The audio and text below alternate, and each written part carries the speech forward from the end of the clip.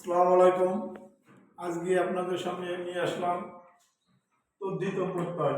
তদ্ধিত প্রত্যয় কাকে বলে? নাম প্রকৃতির সাথে প্রত্যয় যুক্ত হয়ে যে নতুন শব্দ গঠিত হয় তাকে বলা হয় তদ্ধিত প্রত্যয়। যেমন বাদি প্লাস কর।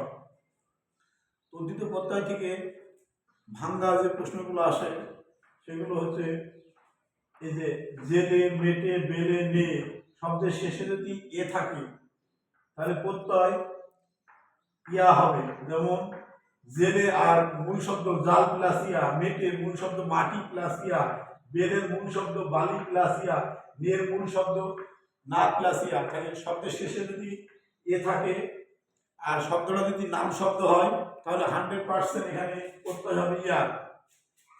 শব্দের শেষে যদি ও থাকে, যেমন টেকো, বেতো, মেসো, পড়ো, তাহলে ও থাকলে প্রত্যয় হবে ওয়া আর মূল শব্দটা বসে যাবে। যেমন টেকো প্রাক প্লাস ওয়া, বেতো ভাগ প্লাস ওয়া, এভাবে।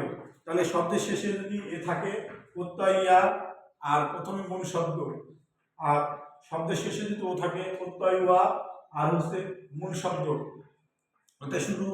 এটা শুধু তদ্ধিত প্রত্যয়ের ক্ষেত্রে। আর তদ্ধিত প্রত্যয়ে আরেকভাবে প্রশ্ন হয় যে এরকম একটা শব্দ দিবে যে চোরা কোন অর্থে প্রকাশ করে, তখন এরকম 4টি অপশন থাকবে। তাহলে চোরা হচ্ছে অবজ্ঞা অর্থে, তাহলে অবজ্ঞা। বা বলতে পারে বাহাদুরি কোন ধরনের অর্থ প্রকাশ করে? বাহাদুরি মানে একটা ভাব অর্থে। ঢাকায় কোন ধরনের অর্থ প্রকাশ করে?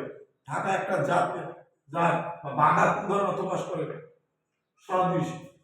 বা বলতে পারে যে এই বৃহৎ কোন অর্থে শব্দটি ব্যবহার করা হয়েছে? বৃহৎ মানে অনেক বড়, ডিঙ্গিয়া।